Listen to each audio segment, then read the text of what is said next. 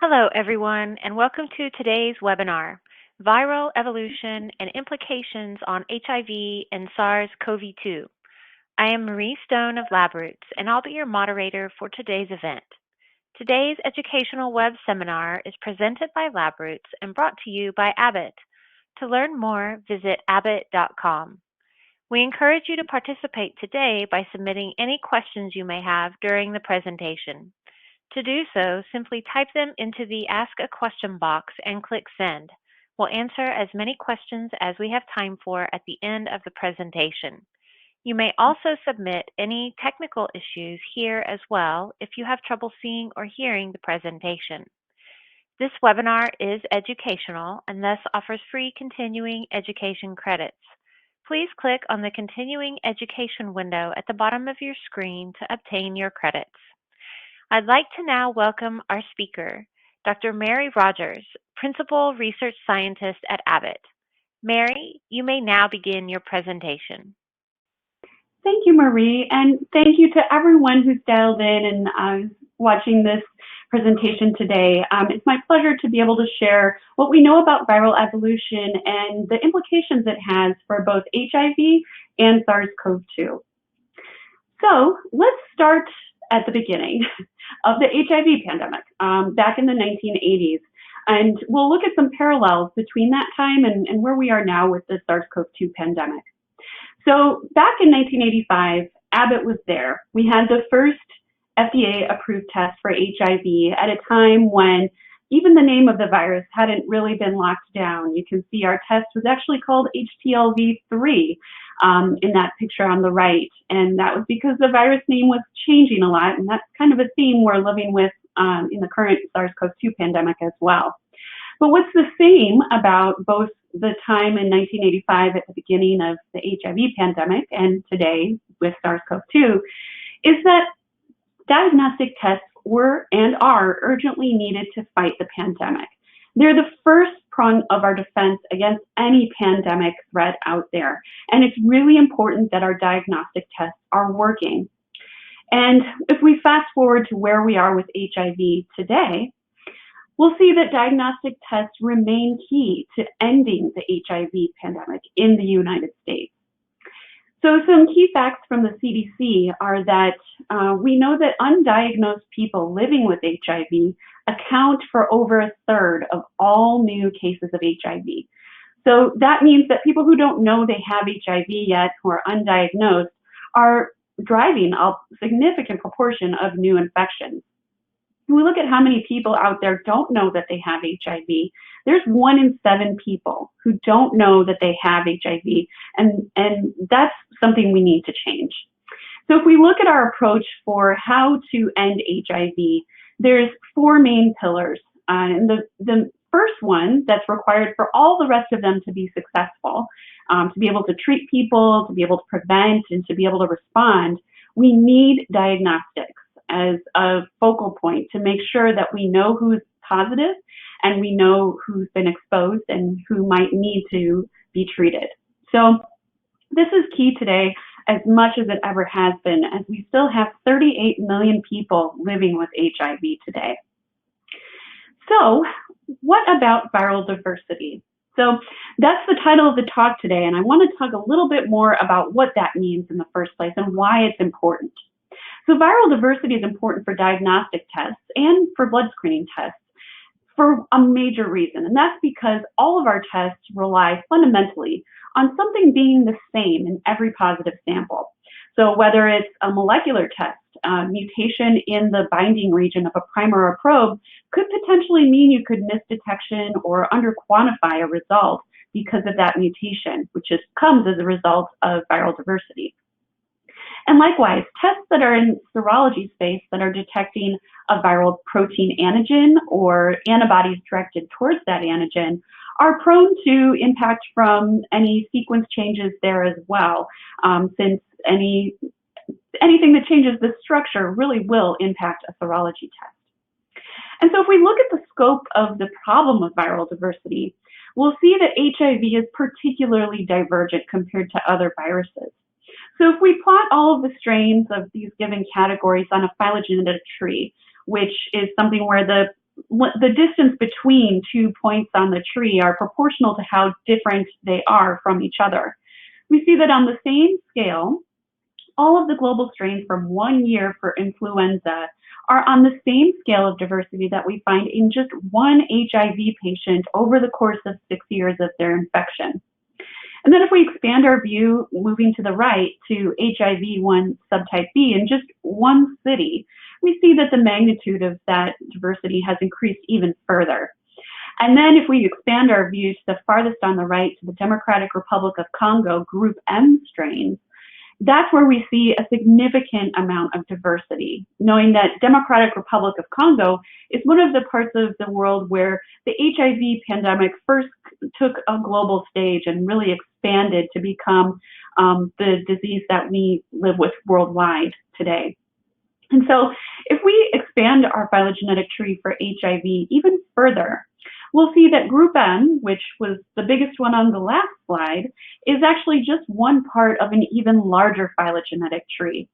And that's important because when we look at each of these branches, they have enough sequence difference that it could have major impact to diagnostic tests. An illustration of this is if you compare the envelope sequence of a strain that's on the left-hand side with the letter B by the branch in group M to the envelope region in a group O strain over on the right-hand side of the tree, they only share 50% similarity. And that's the part of the virus that changes the most. But it's also the region that our antibodies are most likely to respond to. So we have to be monitoring it and make sure that our diagnostic tests are built so that they can detect either one with one single test result. So you can see that there's non-human primates pictured next to each of these major 4 groups of HIV on the tree. And that's because the SIV or simian immunodeficiency viruses that are the closest ancestors to the human HIV strains in each of those branches are from different species of non-human primates. And so there's always a branch that we may not know about. We're always concerned about whether there's a new line coming off of this tree from a new cross-species transmission event. Since there are 45 different primate species worldwide, there's always that potential risk for this to happen again. And we need to be aware and monitoring, doing surveillance to remain vigilant in looking for those new strains that could potentially arise. So HIV diversity is pretty broad, and there's a few different reasons for that diversity. Evolution is occurring all the time, and there's 3 main reasons behind that. The first is the different starting points that I mentioned earlier, that there were actually different viruses from different non-human primates like chimpanzees, gorillas, or pseudomangabes that were responsible for the transmission to humans to cause HIV. And so those different starting points were a different sequence in the first place. So that's the first source of genetic diversity for HIV. The second source are the mistakes that the virus makes. It replicates and incorporates a mistake pretty frequently so that if it can't actually repair those mistakes, which HIV does not code any mechanism for repairing mistakes that it makes, those mutations just get propagated into new strains. And then the last mechanism are the new recombinations. So I have an illustration at the bottom of the slide of how recombination events occur. And so if someone is infected with 2 different strains of HIV, shown in red and green here, those strains have the ability to shuffle and recombine so that you result with a mosaic virus that has bits and pieces of the first 2 strains in a different organization or pattern, so that part of the genome is closely related to one strain but not to another, and vice versa. And so the position of these breakpoints where recombination has occurred can be similar in non-transmission linked cases if it spreads to multiple regions of the world. And so when that happens, we call it a circulating recombinant form because it's circulating and it's now becoming common. However, we're also seeing a lot of unique recombinant forms, and those are ones where there's really just one transmission chain of cases that are linked to that particular breakpoint pattern. So for context, there's actually over 100 different CRFs that are recognized worldwide today. And if we look in surveillance of HIV, we'll see just as many, if not probably 10 times more, unique recombinant forms that are found worldwide. So let's take a look at what the strains are in different parts of the world. So we know that in the United States, subtype B is the predominant strain, but it really only represents 12% of infections worldwide. And you can see on this map that there's no part of the world that's just one color. We have multiple strains in every part of the world, and we know that each of these strains is a plane ride away in this globally connected world. So we need to monitor strains all around the world to make sure that our tests can detect an infection regardless of where it occurs. And you can see that some parts of the world have a lot more slices in the pie. So if you look in Central Africa, where HIV first emerged and where the cross-species transmission events are thought to have occurred, you can see that all colors are present. And that also reflects that as the part of the world where the origins lie. If we take another look at the United States specifically, we're seeing increasing diversity here as well. So we predominantly have subtype B, but that's changing over time. We're starting to see more CRFs and URFs and other subtypes present in the United States. And it's not just one part of the country, it's really everywhere that we're seeing this rise in diversity for HIV. And we really never truly know where the next strain of HIV will show up. And an illustration of this is a case that occurred not too long ago with a woman who started living in France after moving from Cameroon in 2004. And she was diagnosed as HIV positive with a Western blot, which will detect that she has antibodies. And since HIV infection is lifelong, if someone has antibodies, they typically have viral RNA as well. And their viral load at that time was one of the indicators of whether someone should go on treatment. So when they went to detect the viral load that she had, surprisingly, she was negative on the monitor version 1.5 viral load test.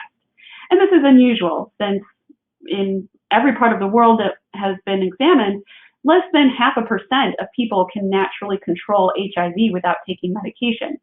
So they went on to test a few other time points that were sampled from her, and they found that between 4 and 5 log copies per mil were detected by the Abbott M2000 real-time viral load test. So there was virus present and circulating in her body. And then she was also positive on the Abbott Architect combo test in this research study. So the group wanted to understand why there were discordant test results, because that typically is a red flag that maybe there's a new strain of virus present when one test is detecting it and another test is not. And so the group used the primers for the known groups of HIV at the time, which were only group M and group O, and they wanted to be able to sequence to determine if she had any resistance to any of the options that were available for treatment at the time. But those primers didn't work because the sequence was so different. And so they decided to use less specific primers and went on to use SIV specific primers, and they were able to get an entire viral genome sequence. And it was one of those strains that was really far out there on that big phylogenetic tree that I showed earlier. This was the first case of group P, and it has origins in gorillas that carried the closest related strain to this group P. So we saw this paper here at Abbott in our surveillance program when it was published, and we went back into our sample repository and screened our samples from Cameroon and found the second known case of group P that's ever been found to date.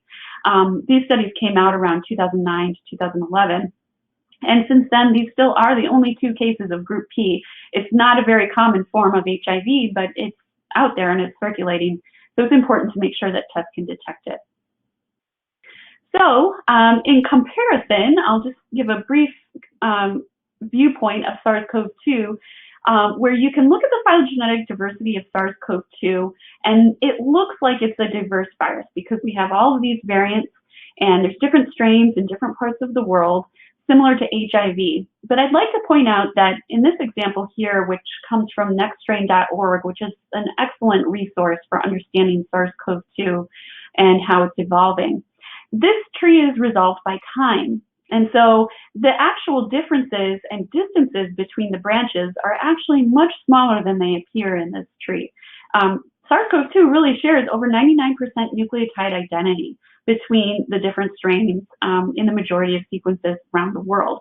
So when we hear that there's 30 mutations or 50 mutations, we should always keep in mind that there's 30,000 nucleotides in the full genome of SARS-CoV-2. So if we look on the scale of overall viral diversity, HIV still ranks pretty high, where different subtypes differ by about 10% as opposed to less than 1% for SARS-CoV-2.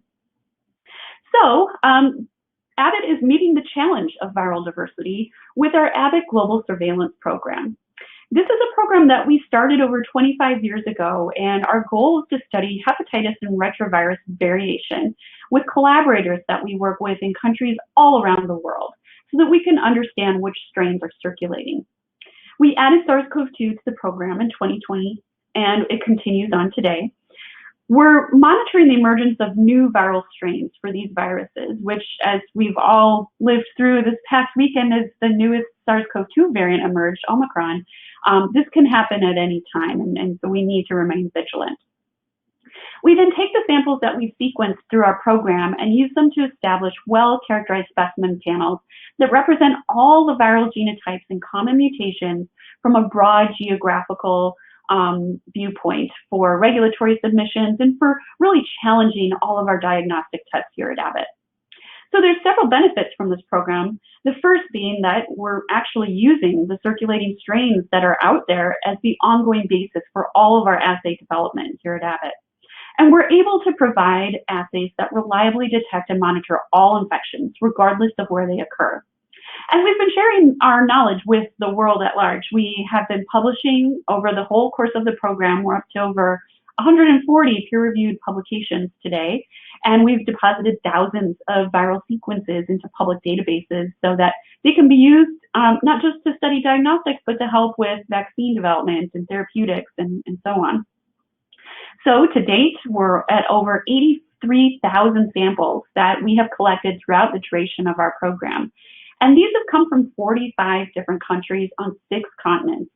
And if you're wondering which countries are included, I'll show you the map. So since the beginning of the program, we added a couple of sites a year and grew to the map that you see here today, where each country has a dot. And in the past several years, about 5 or 6 years, we've really picked up the pace and increased our footprint around the world with these additional green dots in all of these countries shown here. We've also started to add more blood banks to our programs, recognizing that to keep the blood supply safe, we really need to specifically be looking at strains that are found in potential blood donations coming from blood donors.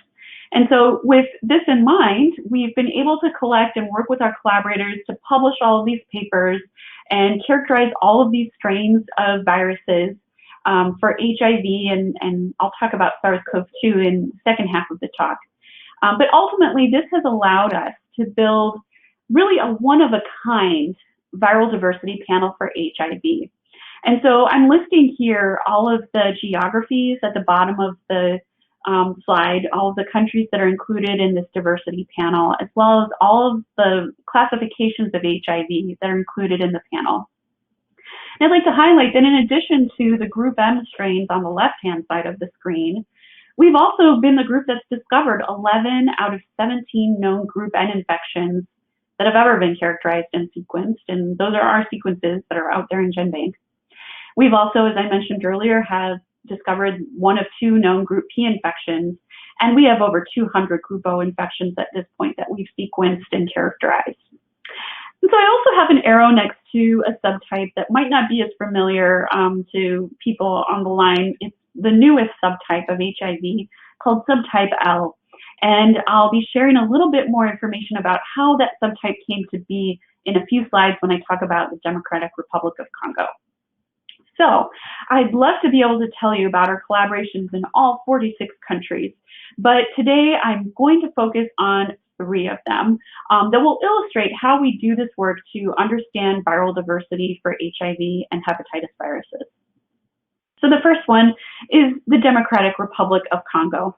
And this is the place where we are working for decades, really, with our collaborator, Dr. Carol MacArthur, who is based at University of Missouri, Kansas City, and leads a group at University Protestant of Congo in Kinshasa.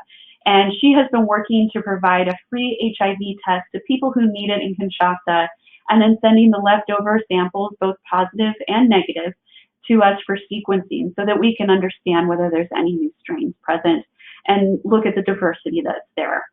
And so we've identified a lot of diverse strains. I'll talk about L in a moment, that's highlighted in red there. But beyond those subtypes, we've also found a lot of CRFs and some very complex URFs. So if you look at the plot on the right underneath the map, this is a walk through the genome from left to right, and different colors represent different classifications. So you can see that there's recombination all over this genome, lots of complex recombination events that have occurred multiple times with multiple strains through multiple co-infections. And so we're seeing more and more complex recombinants like this the more we sequence full genomes from Democratic Republic of Congo and from, frankly, every country that we do our work in. So in addition to the complex recombinants, we've also sequenced some CRF01 genomes through this study. And we've done a little bit of extra work on these to understand how they fit into the molecular history of the HIV pandemic in Asia, where CRF01 is one of the predominant strains.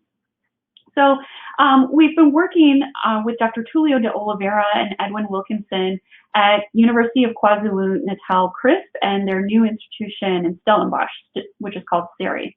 And in this study, we took some of the CRF01 genomes that we had characterized from the Democratic Republic of Congo and added them to the global tree for CRF01. And we found that this was a new link between the oldest sequences that came from Central Africa that were used to date the origin of CRF01 all the way back to the early 1970s.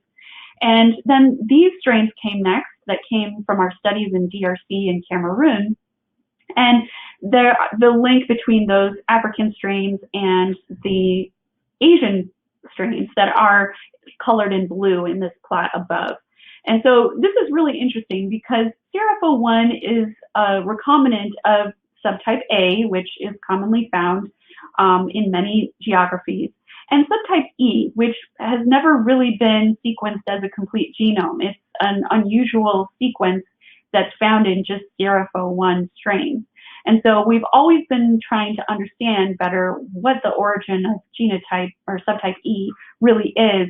And the more we understand about CRF01, the more we can learn about where E really is and how it fits in to the whole history of HIV. So in addition to the CRF01 genomes, we've also identified a new subtype called subtype L. And so in this part of the project, this really began in 2001 when a specimen was collected in Central Democratic Republic of Congo by Carol's group. And the sample made its way here to Abbott, where we were able to determine that the viral load was pretty low. It was less than 4 log copies per mil, which is makes it very challenging to sequence a complete genome. So we did subgenomic sequencing initially, and we saw that with just small regions of the genome, we actually could tell right away that it didn't really seem to be related to most strains that are circulating today.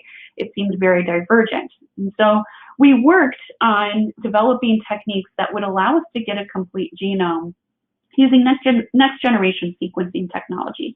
And this part of the project was really driven by my colleague, Dr. Mike Berg, who developed an HIV SMART method for specifically sequencing HIV. But unfortunately, that first attempt gave us low genome coverage. So he took it a step further and developed an enrichment method called XGen that has probes spaced throughout the HIV genome that cover the full diversity that we know of to date.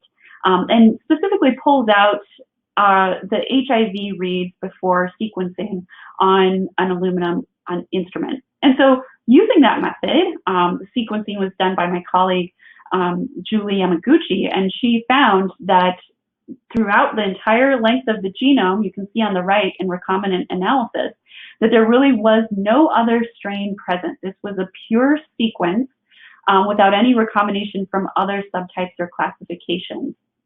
And when we plotted it on a phylogenetic tree, we saw that it was really only related to 2 other sequences that were in public repositories. The first one was sequenced from a patient in the 1980s, and another was sequenced from a patient in the 1990s. But both of them were also found in the Democratic Republic of Congo, which means that although this is a very rare strain, it is completely unique from all the other subtypes, and it met the criteria for defining a new subtype, which really is the first set of sequences that have met that criteria since the guidelines were even established in 2000 to define the subtypes, the other subtypes that are on the tree that you see here.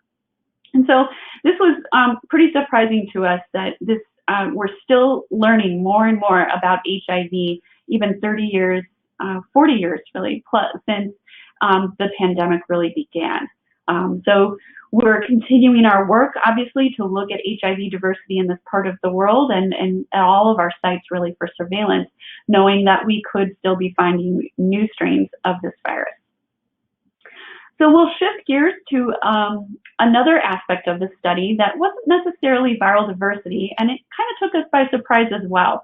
So in the same study where we were looking at samples from people who had been tested for HIV, we saw that there were a lot of samples that had discordant test results. And if you remember from earlier, that's usually a sign that there could be a divergent virus present. And so we really wanted to understand why we were seeing this result. So in the plot below our testing algorithm, you can see that there were a number of samples that clustered around the y-axis where they were positive on our serology test, HIV combo, but they were not detectable for viral load.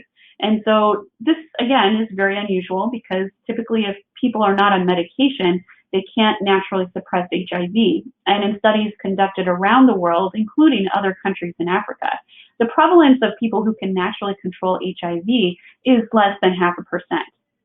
So we set out to rule out other explanations. We were very consistently looking for another way to explain this. We even had the samples tested on another viral load assay, and they were still negative with another test.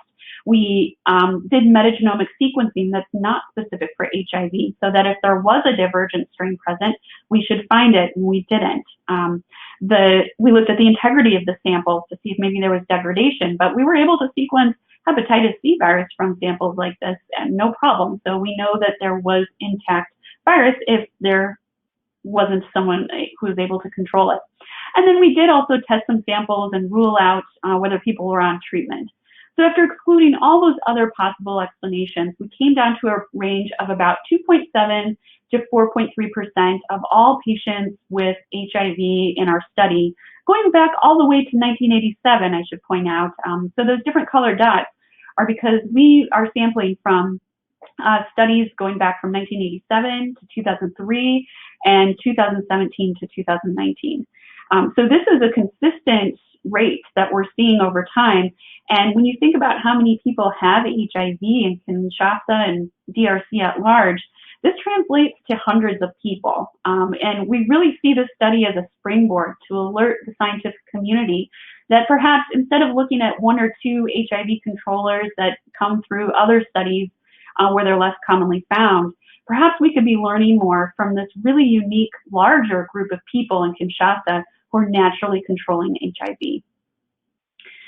All right, so if we move along to another one of our program sites in our collaboration with YRG Care in India, we'll see that we're looking a little bit differently with more of a public health aspect to our work.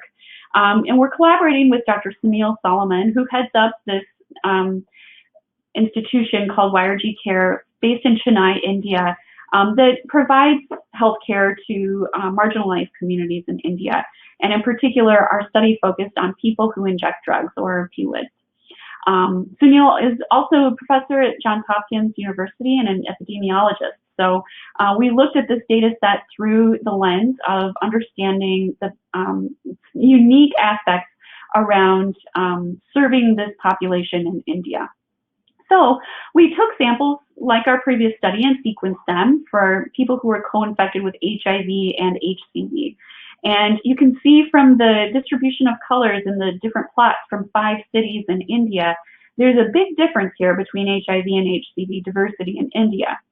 There's pretty homogeneously mostly subtype C for HIV, that's the purple that you see, although we did see some recombinants that were unique in different regions of the country where strains were recombinant with the strains that are found in the drug trafficking routes in neighboring countries. But then if you look at HCV, you can see that there's a lot of diversity, and it seems to differ which strains are predominating depending on which part of the country is shown. So there's a lot of diversity there, and this is coming from a fairly large number. We have over 1,900 sequences that were included in this study. And so we published this last year, and since then have taken it a step further. So Sunil's group has gone on to do cluster analysis with the sequences from the HCV and HIV infections. And I think when you look at what the clusters look like, even just visually here, you can tell that they're very different between the viruses. And that tells us that the transmission networks are quite different between these viruses. So if you look at the HIV clusters, most of them are just 2 people. There's fewer of those multi-person clusters, and you see the colors represent the different cities that were in the study. All of the clusters have the same color. There's no cross-city transmission going on. But then if you contrast that to the HCV clusters, you see that there's a lot of different cities represented in each of these clusters, and some of them are pretty big, with a lot of people included in that transmission chain.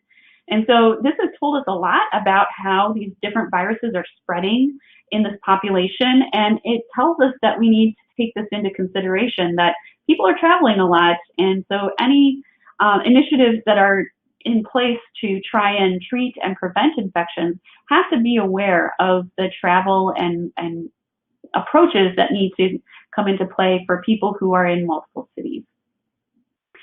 And so now we'll move on to the last HIV vignette here in one of the countries we've been working in the longest, which is Cameroon. And this is work we've done with Dr. Nikas Ndembi, Dr. Dora Mabanya, and the late Professor Keptui, who we've been working with all the way back into the 90s at the beginning of the program. And so this is a study that we did over the course of several years in southern Cameroon, where we focused on testing through a number of channels in the towns and villages in the areas of the country that are closest to the actual natural habitats of the animals that carry the closest relatives to HIV. So these yellow and green dots represent the locations of the animals that carry the closest relatives to group N, group O, group P. And so this is where there's always potential for new cross-species transmission events, and where we need to always keep a close eye on new strains that might be emerging. And so if you look at the diversity of the strains we've detected here, you can see that we have a lot of subtypes here as well, a lot of CRFs, but a little bit different from the other sites. We're actually seeing some of those rarer groups. Group O and Group N strains have been found in this study. We've also looked at HTLV and found the 5th known case of HTLV3 in this study, and a unique AE recombinant of hepatitis B. So we are seeing a lot of diversity in everywhere that we look, frankly, because these viruses are highly divergent. Both HIV, hepatitis C, and I didn't have time to talk a lot about hepatitis B today, but we're also monitoring that one as well. So one of the main themes that we're seeing here is that it's taken us years to learn everything we know about HIV today, and we're still continuing to learn about HIV today. And as we know, there's still a lot to learn about SARS-CoV-2. And so I'd like to spend the next section of the talk going over what we know about SARS-CoV-2 and the diversity and challenges that represents for diagnostic tests. So it's important to understand a little bit about the nomenclature of SARS-CoV-2, because I think hearing these different lineages in the news can get kind of confusing if you don't have a foundation in what they come from. So when the guidelines were first established for SARS-CoV-2 nomenclature, there were only 81 lineages to begin with, and that's shown here in the image on the right. This is the phylogenetic tree, and it shows that each of the names that are given to the different strains of SARS-CoV-2 that have a letter and a series of numbers. And they represent an actual branch on the phylogenetic tree because they represent a specific outbreak that's all related to each other. And so now there's well over 1,000, there's over 1,500, and this is constantly changing. Some lineages are being consolidated or renamed over and over again. But you can see at the top that the oldest part of the tree started with the letter A, and then the tree grew to have strains that start with the letter B, and this has just continued through the alphabet as we see more and more strains evolving. But a lineage number is only assigned if 4 criteria are met, that there's at least 1 nucleotide difference from the parental strain, there has to be at least 5 genomes that are similar, and they have to have at least 1 common mutation, and they have to have enough phylogenetic bootstrap support, so the tree has to have high enough statistical analysis for at least 70% of all trees have them grouped together. So ultimately, that's what it looks like on the phylogenetic scale. But what this has turned into is a continually evolving nomenclature system with the latest WHO labels added to designate strains that are of particular interest or concern. And so I've listed on the left the lineages that are in that phylogenetic tree version, which are representing unique outbreak strains. And then the list of the earliest documented geographies where those were first found, which doesn't necessarily mean that's where they came from, but that's where they were first detected or sequenced. And then the WHO label, and Omicron came up too quickly. I don't have it on this table, but it does have mutations that we're tracking in our surveillance program. And so on the right, I've highlighted the nucleocapsid mutations in each of these strains because I think ultimately that's what's important here. The mutations themselves are what define each of these strains, but even so, you can see that in one of the proteins of the virus that's really key for diagnostics, nucleocapsid is a target for antigen tests. You can see that 3 of these variant lineages, beta, epsilon, and mu, have the exact same nucleotide sequence for nucleocapsid. They just have 1 mutation at position T205 to I. The rest of the genome differs, obviously, but if we're looking at how well conserved nucleocapsid is, it's actually a pretty well conserved part of the virus. And so we just see between 1 and 4 mutations. It's also worth noting that for Delta, as more and more strains are identified in that category of Delta, some have different flavors. So I highlighted G215C in purple here because that was one that was only in some of the Delta strains and not all of them. So these, even though they're all called Delta, they're kind of a homogeneous, or heterogeneous rather, mixture of strains. And you can see that in this illustration here that I've put together where we walk through the different names of some of the strains as they emerge that are all in kind of the Delta realm. So the first one had a lineage assignment of B1617.1, and the WHO calls this Kappa. And it was first sequenced in India, and you can see the mutation profile that has been pulled from outbreak.info, which is a great website if you're looking for a resource to see what mutations are present in any of these lineages we're talking about. So the next strain has the same name except it's .2 instead of .1, but this one is Delta, and it has a lot more mutations. As you look across the genome, you can just visually see that. There's a lot of mutations that differentiate Kappa from Delta, even though the lineage numbers only differ by 1. And then, if you look at the bottom there, you'll see that there's another strain that originally was called B1617.2.1, but then was renamed to AY1. So that's where this is constantly kind of in flux as we learn more about sequences and where they're found. But this is where we're seeing that there really are only 2 positions that change between B1617.2 and AY1, which is interesting because that's not very many changes when you think about everything we just saw for HIV. So what are we doing here at Abbott to understand SARS-CoV-2 variants? So there's a lot of things we're working on to make sure we're vigilant in understanding how our tests perform for all of the many virus strains that are out there for SARS-CoV-2. That includes epitope mapping for our tests like our antigen tests, doing in silico analysis. I'll tell you, over the weekend, I spent a lot of time looking at Omicron to understand how mutations look compared to our target regions of all of our Abbott tests in the RDRP, nucleocapsid, and spike regions. And then we also make recombinant antigen for tests that we want to understand what might impact our performance of antigen tests. And we're also able to culture viruses here in our labs, and that's led up by my colleague, Dr. Mike Berg. But what I'd like to really focus on in the last part of the talk here are the sequenced clinical samples from our surveillance program, where we're working with collaborators around the US and around the world on 4 continents. So whenever we're looking at the performance of diagnostic tests for variants, I think it's really key to keep in mind that there's a lot of challenges in finding the right sample to test in the first place. I've highlighted leftover clinical samples here because that's what we're characterizing here in our surveillance program.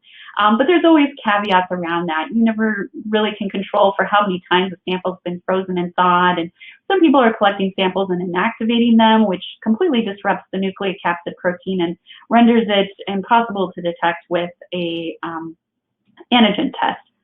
And virus cultures are good because we can control how much virus is there, but we're also trying to understand how to standardize virus culture measurements, in particular the units for how much you have in a sample. And antibody specimens are the hardest to understand of all because usually when someone has a sample for plasma or sera, it's not linked to a sequenced infection and vice versa. So it's hard to really get that. And since people have asymptomatic infections, you can never really rule out that they didn't have a non-variant infection a few months prior and have antibodies to that theoretical wild type version of the virus. We also don't have standards for that as well. So if we look at what we can do in our surveillance program, we're able to sequence SARS-CoV-2 genomes using an X-gen enrichment approach developed similar to the one for HIV, but specific for SARS-CoV-2, again, developed by Dr. Mike Berg. And we also have our lead bioinformaticist support here, Dr. Todd Meyer, who's developed a pipeline to process all the information that we get from sequencing. And you can see that by using this enrichment method, we're now able to get coverage of genomes going down to about 3 log copies per mil, which translates to around a CT of 30. And using these methods, we've been able to sequence well over 1,000 specimens to date from all the geographies that we're working with. And the sequences that we're generating represent the diversity of circulating strains, primarily in the US, Senegal, and Brazil, where we've been looking. We have the major variants of concern, alpha, beta, gamma, delta, and we have a lot of other variants of interest included here that we've characterized in our program. One study I'd like to highlight that's a paper that was just accepted last week in Scientific Reports describes our work in Senegal, where we've characterized samples from 2 different waves of the pandemic. The first wave, you can see, did not have any variants of concern and had very little viral diversity. There was one major strain present. And that strain was not the major strain in wave 2, where we did have variants of concern. Interestingly, the alpha variant was present, but did not end up being the predominant strain in this wave. In fact, that dark blue one did, the B11420 strain. And if we look at some of these ones that I've colored in red because they carry mutations of concern, we see that there are combinations of mutations that we've seen in other variants of concern, like L452R is present in epsilon and delta, and here it's in combination with N501Y in that top strain I'm showing here, that's 501YV4 in the A27 lineage.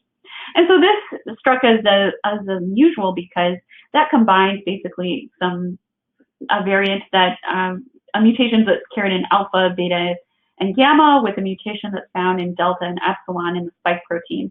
And so we wanted to get this information out there by sharing the sequences as soon as we sequence them and sharing this paper. And likewise, the one underneath is E44K, which is found in several variants combined with a new mutation at position 501 and 501T. It's worth noting that these were present in the second wave of the pandemic in Senegal, and that was around the beginning of this year. So these obviously didn't end up taking over the world the way Delta did, and we're continuing to monitor how they're spreading. And so we really don't want to be in this situation again. And of course, everyone is trying to understand how we can prevent the next pandemic. And I'd like to end with just a couple of slides on our Abbott Pandemic Defense Coalition, which has been founded as of this year in 2021. And so our goal is to change the course of an outbreak before it becomes a pandemic. And the way this program works is that we have sites that we work with around the world where every site is always on the lookout for new pathogens. And the way we do this is we have linked in each of our sites around the world, and I'll show where those sites are in a moment. If someone is tested who has the symptoms of an infectious disease and they're negative for all known pathogens with routine testing, we'll look at that sample with metagenomic sequencing to see if there's other viruses or other pathogens present that we don't know about yet. And that's the first step of this whole process, is identifying a new pathogen and sharing it through publication process. And then we would be able to be in a unique position, because we're Abbott, to develop really quickly some molecular, serological, and rapid diagnostic tests. And as we've all seen with the HIV and SARS-CoV-2 pandemic, having tests early on are really key to understanding how much of a threat a virus or other pathogen really is. So because we have this network around the world, we could then deploy those tests to all of those sites to understand how far a pathogen has already spread, and to understand through research whether or not there's any predictors to disease outcome. And that can be used to assist the public health community to make sure we're taking the appropriate steps to prevent something and keep everyone as safe as possible. So if we look at the many sites in our program, I showed a previous map with our surveillance sites that are shown in blue here for comparison. We have a total of 12 coalition sites around the world, and they're all doing the same level of work, where we're looking at specimen repositories that are collected from patients of disease of unknown etiology. We're doing all this work in real time, so we're frequently connecting with each of these groups so we understand who's seeing what and what we need to be doing next together. We're also looking at bioinformatics solutions so that we're all using the same tools to look for these new pathogens. And this is what it really takes to put us in the best position possible to prevent the next pandemic, so that we can be setting the stage to have informed decisions based on test results and sequences as early as possible. And so with that, I'd like to thank all of the many people who have made this work possible, both at Abbott and through our external collaborations. And I'd also like to thank all of the contributors to sequences in the GISAID database, which we frequently use to understand in our in silico analysis, looking at target regions for SARS-CoV-2. And with that, I'd like to thank all of you for your attention and turn it over to Marie to understand if there's any questions I can answer. Thank you, Mary, for your informative presentation. We will now start the live Q&A portion of the webinar. If you have a question you'd like to ask, please do so now. Just click on the Ask a Question box located on the far left of your screen. We'll answer as many of your questions as we have time for. So let's get started. Our first question is, outside of Abbott, what other companies or organizations have this level of a viral surveillance program? Thanks for the question, Marie. And to the person who asked it, thank you as well. We actually are the only company that has a program on this scale for surveillance of HIV or SARS-CoV-2. We're really unique in that aspect. I would say we're the only group that really fits in this category, where we're somewhat academic and somewhat industry facing. We're kind of in the middle here, and we're the only company that's really devoted this much to a program on this scale. Thank you. Next question. Very interesting presentation. Do you see evidence of zoonotic events contribute in the evolution of SARS-CoV-2, presumably in countries with higher proportion of rural population, such as Senegal? Is your group developing collaboration with the USDA to gain access to sequence data of SARS-2 on deer and bats? This is a really fascinating question, because really that's how viruses get a chance to evolve, right? Is when they jump into a different host again. So if SARS-CoV-2 is in animal reservoirs that it hadn't been in before, like in a rural population, like the person who asked the question mentioned, like in Senegal, that's where we could see new evolution occurring, and then that could jump back into humans again. So we're definitely keeping an eye on this. A lot of our collaborators at the coalition sites have programs where they're looking in places like farms, for example, in Colombia or even Senegal, where they're monitoring also vectors for other diseases like new strains of dengue, for example. So we definitely are looking for that kind of new places for viruses to evolve. And we haven't particularly linked to USDA, but we are in conversations with a lot of groups within the US government. Interesting. Thank you. Next question. How are letters assigned to HIV subtypes? It does not appear to be chronological. That's a good question. And I know that the guidelines were established long ago in the year 2000. And at that time, they basically laid out the letters based on what currently existed. So the reason we jump back to L for the newest one is because it had ended right before L, before going into the groups. And the groups are M, N, O, and P. So we're following the guidance that is out there, although frankly, I couldn't necessarily speak to the logic behind it. We're just following the rules that have been given. Okay, thank you. Next question. What lessons or research tactics have you adapted into HIV surveillance that were learned because of SARS-CoV-2? That's a great question because really we are trying to move faster than ever before. I would say that in the past we would sequence a few hundred HIV genomes and that would take us a long time. What we've really learned from SARS-CoV-2 is how to increase our capacity so that we're sequencing hundreds a month, not hundreds a year. And so the steps we've taken to improve our processes in being able to do high throughput sequencing are something we're taking now to HIV so that we can sequence more samples and understand more about what strains are circulating. Thank you. Next question. How is Abbott using this research to ensure future generations of diagnostic assays detect new strains of HIV? This is really the main reason we're doing this work, because if we don't look at what strains are circulating, we're kind of blind to how our tests will need to perform. And so we are able to take all the sequences that we've generated over time and build our tests to mitigate the impacts of viral diversity, knowing that some parts of the genome are less prone to mutation than others because they're essential to the virus and it can't repopulate if it has mutations in some regions. And so by looking at what's currently circulating, we can kind of prepare for what the next strains could be because we're focusing on the part that hasn't changed very much up until now.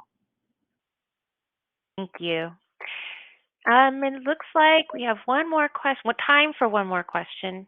From the research presented, it seems like new or emerging infectious diseases evolve very quickly. What other infectious diseases does Abbott monitor? We are keeping pace with the most divergent of all viruses out there, and those are in that category: HIV, hepatitis B, hepatitis C, and we've added hepatitis delta as well. We're constantly expanding our list of pathogens in the program based on how divergent viruses are out there. So if you look at like the virus that causes chickenpox, that's not a terribly divergent virus, and the sequences are almost entirely identical. So those kinds of viruses we're not necessarily tracking. But we're really keeping an eye on the ones that do have the biggest impact globally, like SARS-CoV-2, and the ones that have the biggest amount of viral diversity where we need to make sure our tests are working. Great. Well, thank you, Mary. Do you have any final comments for our audience? Well, I guess I'd like to just share with the group that, my own personal take is that we're still learning a lot about SARS-CoV-2 and obviously still learning a lot about HIV. But if I think about all the tools that we have available now that we didn't have even a year ago, I have a lot of hope about what we can do to protect people going forward.